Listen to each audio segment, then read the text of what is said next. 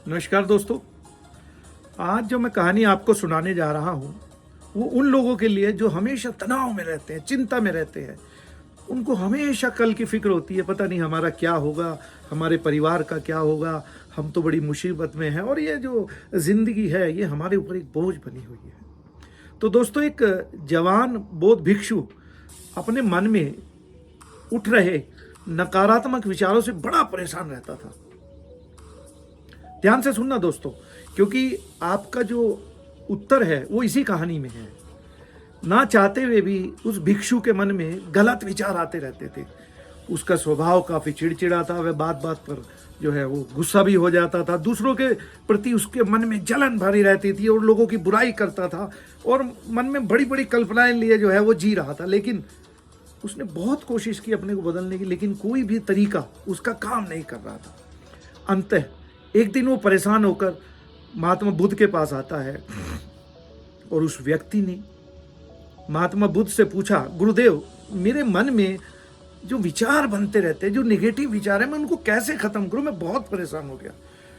जो कि एक आसमान जैसे धुंधला होता है उस तरीके से मेरे दिमाग पर मनो चिपके हुए हैं। इसको कैसे हटाया जाए? तो गुरुजी बोले, अगर तुम अपने दिमाग से इन सबको हटाना चाहते हो तो मैं तुम्हें कुछ राय देता हूं, और उस राय में एक कहानी भी है जो आप सुनेंगे तो शायद आपको जो है इससे कुछ प्रेरणा मिले। गुरुजी बोले, एक बार एक व्यक्ति जंगल से गुजर रहा था, उसको एक सांप दिखाई देता है। वह सांप को देखते ही व्यक्ति डर जाता है और भागने लगता है। जैसे वह दौड़ा, एक पत्थर से टकराया और वहीं पर गिर गया। उसने खुद को बुरी तरह घायल कर लिया। जब वह उठा तो देखा पीछे की वही सर्प एक आकार की एक लकड़ी थी। वह सर्प नहीं था बल्कि एक लकड़ी पड़ी हुई थी जो कि रास्ते में पड़ी हुई थी। यह देखकर उसको महसूस हुआ कि उसको नुकसान पहुंचाने वाला सर्प नहीं बल्कि वो लकड़ी है जिसने उसे घायल कर दिया। कहानी खत्म होते हुए गुरुजी ने कहा कि मन के अंदर जो नकारात्मक जो विचार हैं वो कहानी के सर्प की तरह है, जो तुम्हारी परेशानी का मूल कारण नहीं है, बल्कि तुम्हारी परेशानियों का मूल कारण है तुम्हारे अंदर बैठा हुआ डर, हीन भावनाएं और अतीत के बुरे अनुभव,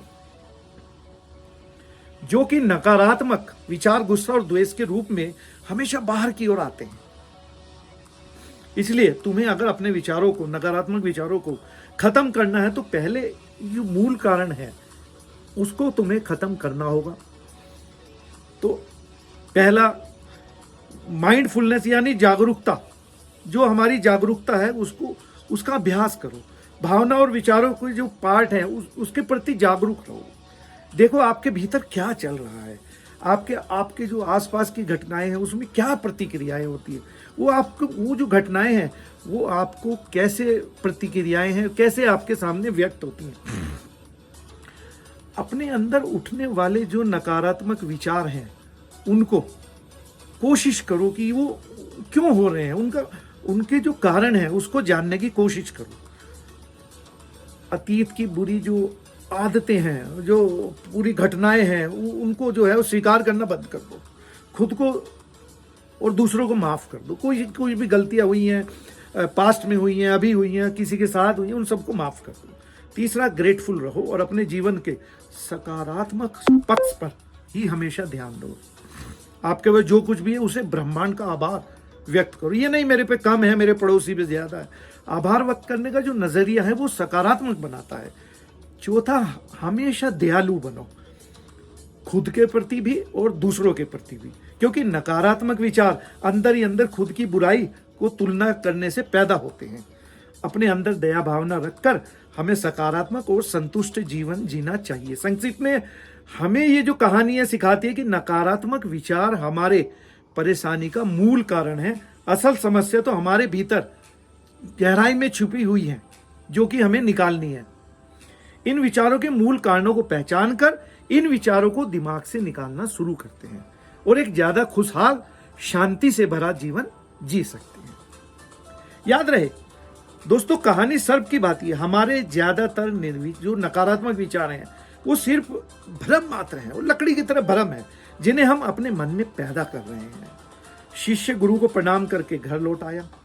दोस्तों, उम्मीद है आपको ये वीडियो बहुत पसंद आई होगी, लिखें और शेयर जरूर करें और हमें सपोर्ट के लिए सब्सक्राइब करें और अपने अंदर उठने वाले सभी नकारात्मक विचारों को एक बार जानने की कोशिश करें। उनके जो मेन रीजन है, जो ठोस कारण है, उनको हम कैसे समाप्त करें और सकारात्मकता की तरफ अपने कदम उठाएं और अपने उद्देश्यों में सफल हों। मिलते हैं अगली वीडियो में, तब तक अपना दोस्तों ख्याल रखें। धन्यवाद।